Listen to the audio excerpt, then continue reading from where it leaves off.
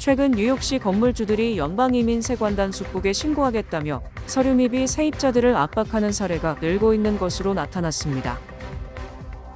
뉴욕주 역사상 첫 한인 연방 하원 의원에 도전하는 줄리원 후보에 대한 한인사회 지지가 커지고 있습니다. 뉴욕시에서 구급차 비용이 올 7월부터 인상될 전망입니다. 가족 초청 영주권 신청이 거절될 경우 곧바로 추방 절차로 이어지는 사례가 늘면서 한인 등 이민자 사회의 불안이 커지고 있습니다. 모두가 누릴 수 있는 권리, 바로 아름다움입니다. 키스는 누구나 더 쉽고 당당하게 자신의 아름다움을 즐길 수 있는 세상을 꿈꿉니다. 키스는 우리 모두의 미래가 더 아름답게 빛날 수 있도록 최선을 다할 것입니다. 당신의 아름다움의 모든 순간, 키스가 함께합니다. 한 선택이 모든 것을 바꿀 수 있습니다.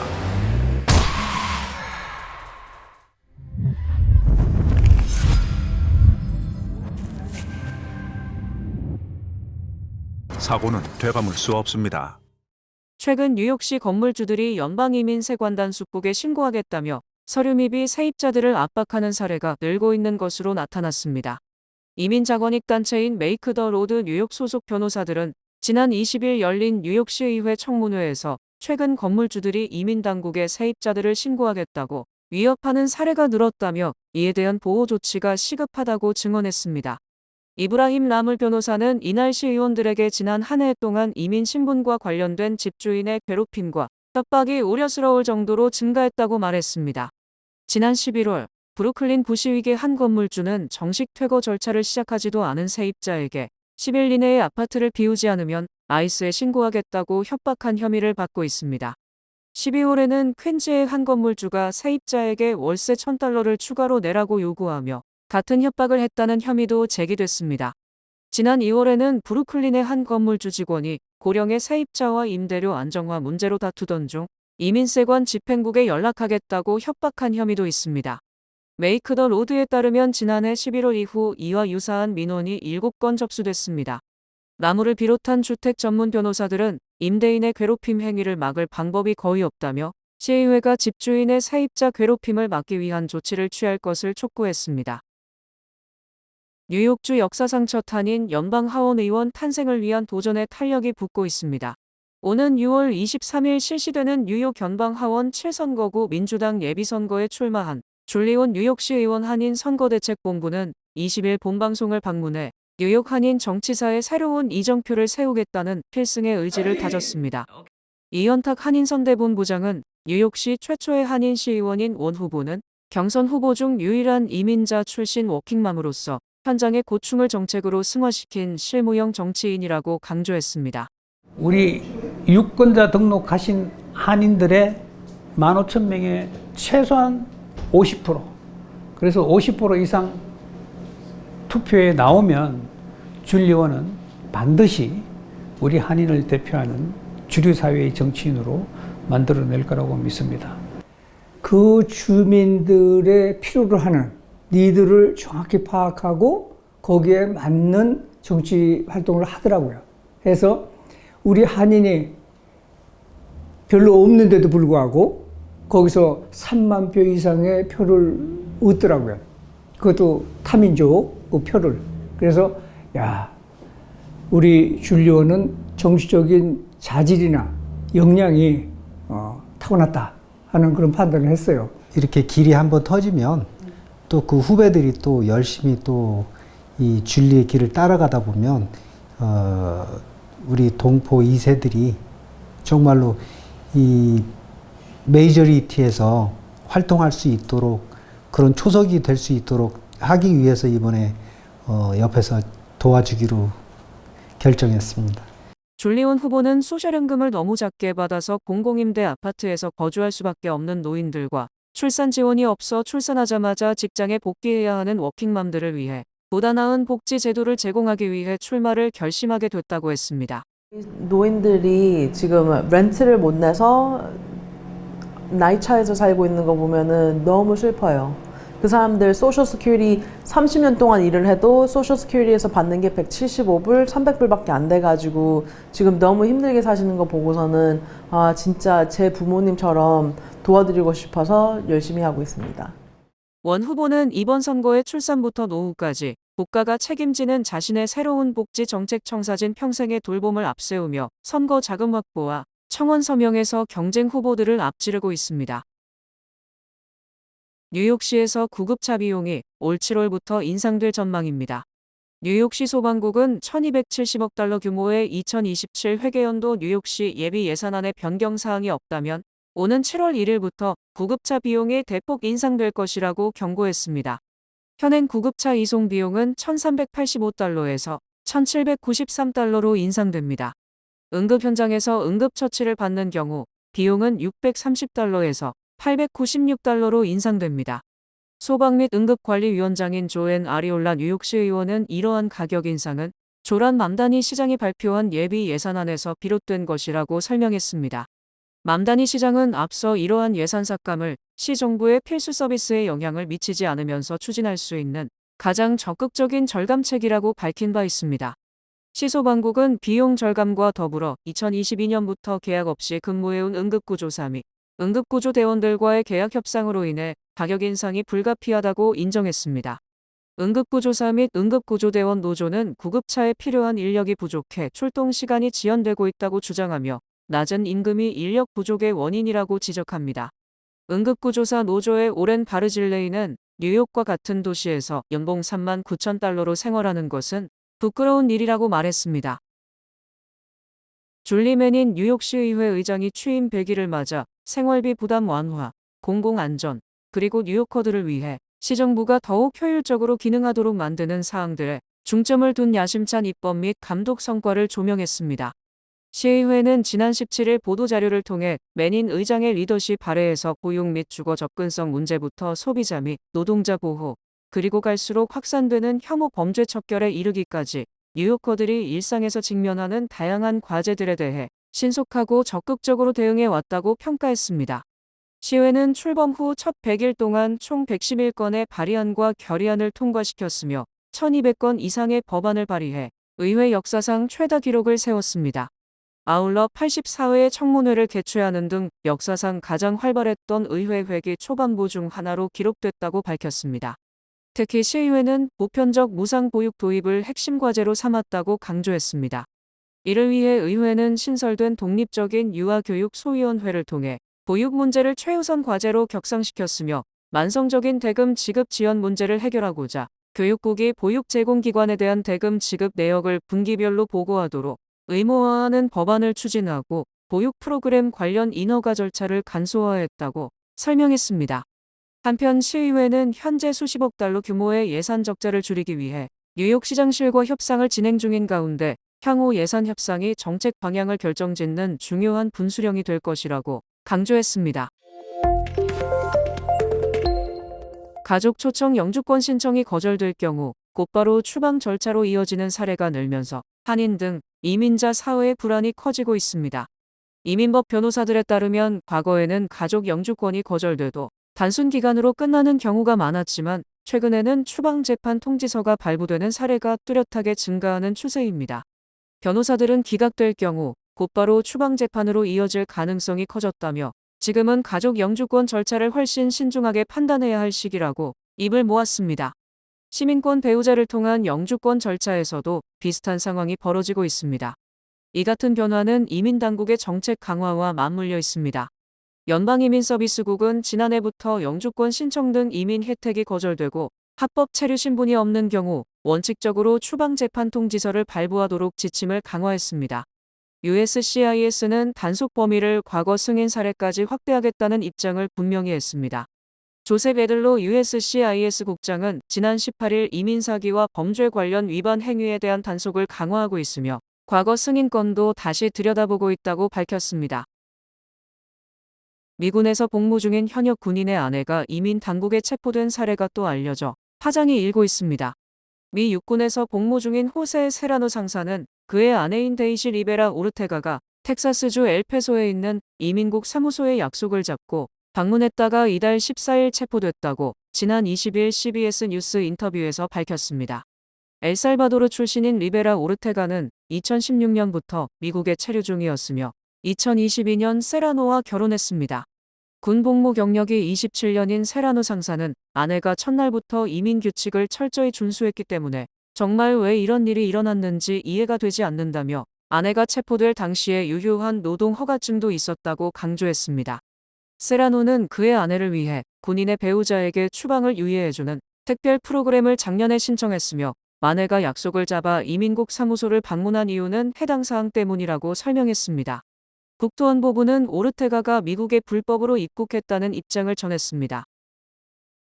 연방보건복지부와 중소기업청, 노동부 등 연방기관에서 기독교 색채가 짙어지고 있습니다. 지난해 2월 트럼프 대통령은 백악관에서 연방정부의 신앙사무국 설립을 명령하는 행정명령에 서명했습니다. 그로부터 5개월 뒤인 7월 인사관리처는 연방직장에서 종교표현 보호라는 제목의 메모를 발표했습니다.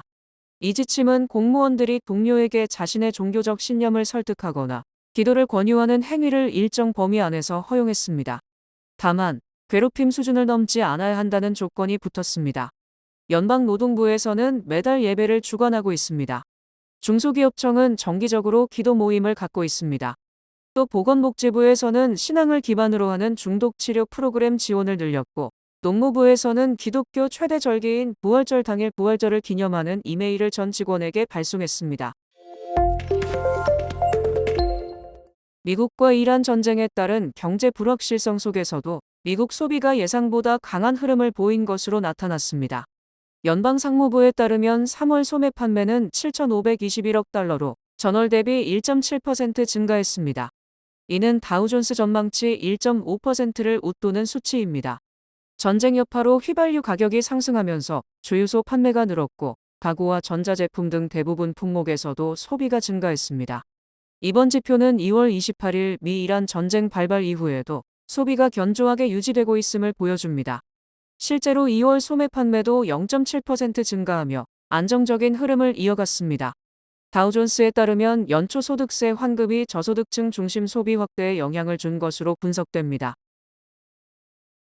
2028년도에 치러질 차기 대선에서 정권 탈원을 벼르는 민주당이 그해 대선 후보를 확정하는 전당대회 개최지를 놓고 고심하고 있습니다. 민주당 관계자들은 이번 주 전대 후보지 평가를 위한 현장 방문을 시작했습니다. 후보지는 조지아주 애틀랜타, 매사추세츠주 보스턴, 일리노이주 시카고, 콜로라도주 덴버, 그리고 펜실베이니아주 필라델피아입니다. 전당대회에는 수만 명의 당원 지지자들이 운집합니다. 도시의 명예뿐 아니라 경제적인 효과가 톡톡하기 때문에 전대를 유치하기 위한 도시들의 경쟁이 치열합니다.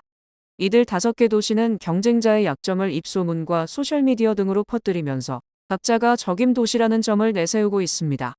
가령 보스턴에서 전대를 치를 경우 자유주의 엘리트 이미지를 줄 수 있다는 주장, 덴버가 있는 콜로라도는 경합주가 아니라서 전대 효과가 반감된다는 주장 등입니다. 전대 개최지 선정에는 그 도시의 정치적 상징적 의미와 함께 해당 지역 주지사 시장의 정치력과 당의 자금력, 도시의 숙박 교통 행사 인프라 등이 복합적으로 작용합니다. 켄 마틴 민주당 전국위원회 의장과 2024년 전대 조직위원회 사무국장이었던 알렉스 훔브룩이 전대 개최 도시 선정을 총괄하고 있습니다. 미국에서 가장 맛있는 패스트푸드 버거 체인으로 파이브가이즈가 선정됐습니다. 여론조사기관 유고브의 최신 설문조사에 따르면 파이브가이즈는 15.5%의 지지를 얻어 1위를 차지했습니다. 이어 버거킹이 15.0%로 근소한 차이로 2위였습니다. 인앤아웃은 12.21%로 3위에 올랐고 웬디스와 맥도날드가 그 뒤를 이으며 탑5 안에 들었습니다. 파이브가이즈는 미국에서 가장 비싼 패스트푸드 체인 중 하나로 꼽힙니다. 실제 치즈버거 단품 가격이 12달러로 5달러 미만인 인앤아웃이나 6달러대인 맥도날드의 빅맥에 비해 2배 가까이 비쌉니다. 하지만 신선한 재료와 다양한 토핑 맞춤형 선택으로 소비자들 사이에서는 높은 충성도를 유지하고 있는 것으로 분석됐습니다. 지난 1986년 버지니아주에서 가족 경영으로 시작한 파이브가이즈는 냉동고 없는 매장과 땅콩기름으로 튀긴 수제 프렌치 프라이를 고수하며 전 세계 29개국 2천여 개 매장을 운영하는 글로벌 브랜드로 성장했습니다. 한편 버거에서는 파이브가이즈가 웃었지만 사이드 메뉴 부문에서는 맥도날드가 약 40%의 지지를 얻어 최고의 프렌치 프라이 부문에서 1위 자리를 지켰습니다. 뱅크 오브 호프가 장학금을 드립니다. 올해 대학 가는 12학년 학생들을 위한 호프 장학금. 지금 바로 지원하세요. 이 프로그램은 대형은행의 든든함과 로컬뱅크의 세심함으로 함께하는 뱅크 오브 호프 제공입니다. 주요 단신 전해드립니다. 정신여중고 졸업생들로 구성된 정신총동문합창단인 아름다운 인생합창단이 오는 22일 오후 7시 맨해튼 카네기홀 와일 리사이틀홀에서 공연을 개최합니다. 성가곡, 다곡, 민요 등 다양한 레퍼토리가 연주될 예정인 이번 공연에 여러분을 초청합니다. 캐시 파텔 연방수사국장이 자신의 잦은 과음 의혹을 보도한 시사주간지 애틀랜틱을 상대로 2억 5천만 달러를 배상하라는 소송을 제기했습니다. 은퇴자들이 받는 소셜연금이 내년엔 물가조정 인상폭보다 낮은 수준으로 2.8% 수준으로 인상할 것으로 예측되고 있습니다. 20일 오후 일본 혼슈 동북부 해역에서 규모 7.7의 강력한 지진이 발생한 가운데 일본 기상청은 후속 대규모 지진 가능성이 높아짐에 따라 지난해 12월 강진 이후 두 번째 후발 지진 주의 정보를 발령했습니다. 텍사스주에서 차량 공유 서비스 리프트의 한인 운전기사가 가짜 신원을 이용한 승객에게 호출된 뒤 총격을 받고 숨진 사건과 관련해 유가족이 플랫폼 측의 안전관리 부실을 주장하며 소송을 제기했습니다. 중동전쟁에 따라 요동치는 국제정세 속에 북한 김정은 정권의 입장에서는 핵무기와 미사일을 유지하는 것이 이성적 선택일 수 있다고 영국 일간 더타임스가 분석했습니다. 코스코가 애플 제품 사용자들을 대상으로 운영하는 보상 판매 프로그램은 사용하지 않는 애플 기기를 반납하면 보상 금액이 충전된 코스코 상품 구입 카드를 받을 수 있습니다. 글로벌 온라인 동영상 서비스 기업 넷플릭스가 올해 1분기 영업이익은 39억 5,700만 달러로 매출은 작년 같은 기간 대비 16.2% 늘어난 122억 5천만 달러, 순이익은 100 가까이 늘어난 52억 8,300만 달러로 집계됐습니다. 날씨 전해드립니다. 수요일인 내일은 대체로 흐리고 약한 바람이 불겠습니다. 낮 최고 기온은 55도, 최저 기온은 48도입니다. 해 뜨는 시간은 6시 7분, 해 지는 시간은 7시 42분입니다. 이상으로 주간 날씨와 세계 날씨 전해드립니다.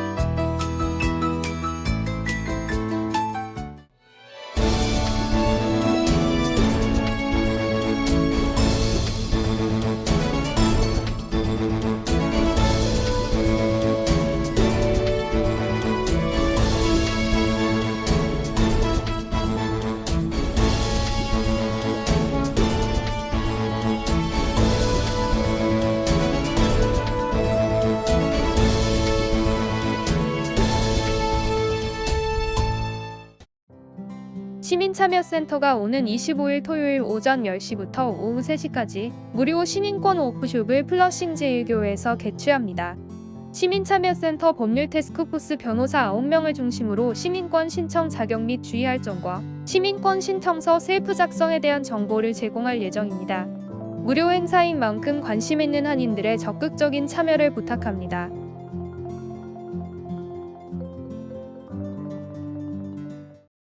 이상으로 4월 21일 화요일 TKC 뉴스데스크 여기서 마치겠습니다. 시청해주신 여러분 고맙습니다.